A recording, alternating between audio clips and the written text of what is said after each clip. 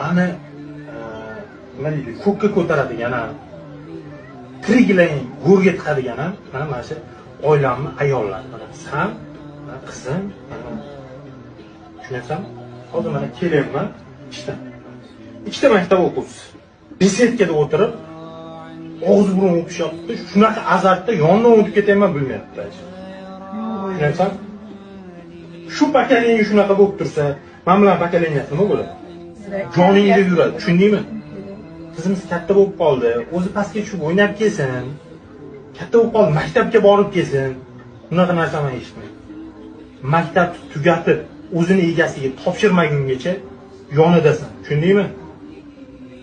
Agar sizlarning orqangizdan ortiqcha nimadir eshitadigan bo'lsam, mana eshik, mana shu eshikdan mayib chiqazib olaman.